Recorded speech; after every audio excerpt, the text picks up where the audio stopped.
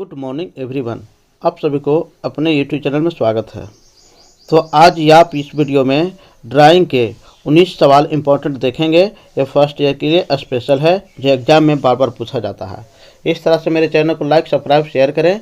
इसके अलावा आपको प्ले लिस्ट में जाकर के थ्योरी का, वर्कशॉप कैलकुलेशन का, प्रैक्टिकल का सारा वीडियो अवेलेबल है। आप प्ले लिस्ट में जाकर के देख सकते हैं। चलिए तो शुरू करते हैं सवाल नंबर 1 से। सवाल नंबर 1 में कह रहा है कि दिए गए चित्र का नाम बताइए। ये चित्र किस चीज़ का बना हुआ है? तो ये रोम्बस का बना हुआ है, समचतुर्भुज का बना हुआ है।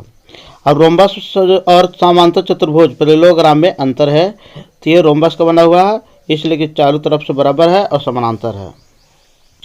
सवाल आगे हम बात कर रहे हैं, रेखा चित्र में दर्शाए गए त्रिभुज का नाम है। किस प्रकार का त्रिभुज है? तो ये विषमबाहु त्रिभुज है, इसलिए कि तीनों भुजाएं इसका जो है विषम है, अलग अलग है, तीनों का माप अलग अलग है। इस तरह से त्रिभुज का नाम जो है विषमबाहु त्रिभुज है। ऑप्शन ए सही होगा। सवाल आगे कर रहे हैं, एक वृत्त के केंद्र से परिधि तक की दूरी की क्या कहते हैं? केंद्र से परिधि की दूरी को क्या कहते हैं? तो इसका आंसर बी वाला होगा, त्रिज्या। केंद्र से परिधि की दूरी को त्रिज्या कहते हैं, रेडियस कहते हैं। इसका आर से डिनोटेड किया जाता है। इस तरह से आंसर जो है बी वाला होगा। सवाल आगे की ओर हम बढ़ते हैं, विमांकन रेखा के सिरों पर बने तीर के लंबाई व चौड़ाई का अनुपात क्या है? 3:1। ये बहुत इंपॉर्टेंट क्वेश्चन है, ये कंपटीशन भी आता है, इसलिए आप लोग याद रखिए कि एरो हेड का अनुपात 3:1 होता है। सवाल आगे, बी प्रकार का अक्षरांकन करने के लिए दो शब्दों के बीच की दूरी का मानक रेखा क्या है? तो 6/10 होगा। 6 है और 10 है, h हाइट से है, कुल हाइट लेकर के 6/10 कर देंगे तो वो हमारा आ जाएगा स्पेस। सवाल आगे कह रहा कि विमांकन के लिए पाई का चिन्ह प्रदर्शित करता है। तो पाई का चिन्ह जो है वृत्त के लिए, व्यास के लिए प्रदर्शित करता है। कहीं भी वृत्त का व्यास प्रदर्शित करना तो पाई का चिन्ह लगाएंगे। सवाल आगे कह रहा, सभी अक्षरों को झुके हुए होने के लिए अक्षरांकन में कौन सा प्रतीक होता है? तो अक्षर जो झुके हुए हैं उसको इटैलिक अक्षर कहते हैं, यानी तिरछे अक्षर को इटैलिक अक्षर कहते हैं। इसका ऑप्शन जो है बी होगा। सवाल आगे कह रहा है कि निम्नलिखित में से अक्षर का स्टाइल बताए। ये अक्षर किस प्रकार का स्टाइल का लिखा हुआ है? तो ये टेक्स्ट लिखा हुआ है, TEXT टेक्स्ट, ऑप्शन डी। सवाल आगे कह रहा, अक्षरांकन में अक्षरों की ऊंचाई तथा चौड़ाई का मानक के अनुपात क्या होता है? तो 7:4 होता है। सारे अक्षर जो हैं ये कैपिटल वाले 7:4 में लिखे जाते हैं, तो इसका ऑप्शन बी होगा। सवाल आगे कह रहा है कि लीडर लाइन का झुकाव कितना डिग्री पर होता है? तो लीडर लाइन का झुकाव जो है 45 डिग्री पर होता है। लीडर लाइन जो है कोई भी वस्तु को बाहर ले जाकर के दिखाती है, इसका झुकाव 45 डिग्री रहता है। ये इंपॉर्टेंट है, इसको भी दिमाग में आपको रखना है। सवाल आगे की हम बात करें, कह रहा है कि IS के अनुसार बी प्रकार के अक्षरांकन हेतु छोटे अक्षरों की ऊंचाई क्या होगी? तो छोटे अक्षर को आप लोग देख लिए आंसर। सवाल आगे कह रहा है कि रेखा चित्र में दिए गए तीर कोण का पहचानिए। इसका ऑप्शन डी वाला होगा, यह त्रिकोण जो ऑब्लिक है।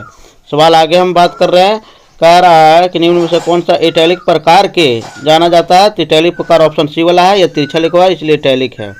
सवाल आगे कह रहा है कि रेखा चित्र में दिखाए गए तीर नोक का निशान कैसा है? इसको पहचानिए। तो यह बंद त्रिनोक है, ऑप्शन बी वाला सही होगा, क्लोज वाला है। सवाल आगे कह रहा है, अक्षरांकन में के सहिष्णुता टॉलरेंस को दर्शाने वाले अक्षर को किस प्रकार से नापा जाता है? तो इसको 2 या 3 mm से नापा जाता है। ऑप्शन ए सही आंसर होगा। तो इस तरह से सवाल आगे हम देख रहे हैं, कह रहा ए प्रकार के अक्षरांकन में W अक्षर की ऊंचाई रखी जाती है। तो W अक्षर की ऊंचाई जो है 10D रखा जाते हैं। डी जो है से आपको दिया हुआ है, तो 10D, ये 10 से गुना करके डी को हम लोग निकाल लेंगे। सवाल आगे कह रहा है कि IS के अनुसार आकार का अक्षरांकन के हेतु छोटे अक्षरों को ऊंचाई क्या होती है? तो छोटे अक्षरों को जो है 7/10 होती है, 7h/10 होती है। h जो मेन हाइट है, कुल हाइट है। सवाल आगे कह रहा है कि इटैलिक प्रकार के झुके हुए अक्षरों का क्या कोण होता है? तो ये 75 डिग्री होता है। ऑप्शन ए सही होगा, 75 डिग्री पर इटैलिक कोण, इटैलिक अक्षर लिखे जाते हैं।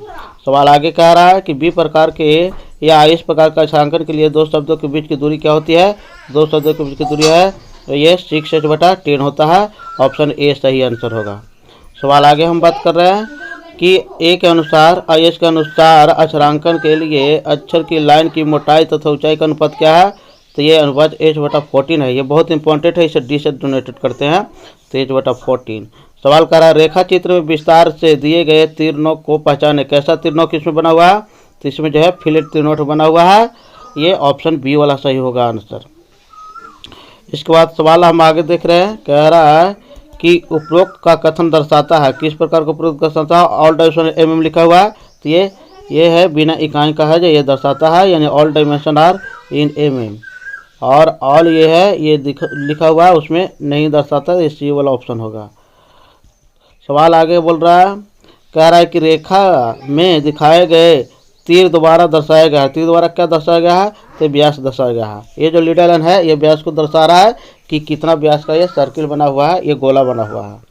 सवाल आगे बात कर रहा है, सभी अक्षरों को झुके हुए होने के लिए अक्षरांकन में कौन सा तरीका है, तो ये इटैलिक है जिसमें सभी अक्षर झुके हुए रहते हैं। ऑप्शन बी वाला सही होगा, तो इसीलिए ऑप्शन इसका बी सही करेक्ट होगा। सवाल आगे कर रहा है कि नीचे के जैसा दिए गए स्टाइल को पहचानिए, किस स्टाइल में लिखा हुआ है, तो ये टेस्ट में लिखा हुआ है, TEST टेस्ट लिखा हुआ है। ये आपको अच्छे से कंप्लीट में रखना है। और इसके बाद देखिए कि ये सारे चैनल को अच्छे से आप कवर कीजिएगा ताकि आपके एग्जाम में बहुत अच्छा रहे। कराए प्रकार का अक्षरांकन को बड़े अक्षरों के लिए अक्षर की दर्शाई गई डी के रूप में दर्शाई जाती है। इसका ऑप्शन जो है सी वाला होगा 60। तो ये आपको दिमाग में रखना है, छोटे बड़े देख करके सही ऑप्शन चुनना है। सवाल आगे कर रहा है, अक्षरांकन में अक्षरों की ऊंचाई तथा चौड़ाई की अमानक अनुपात क्या है, तो 7:4 है। अक्षरों को जो है वो 7:4 में है, ये है। इस तरह से मेरे चौके देखने के लिए बहुत बहुत धन्यवाद।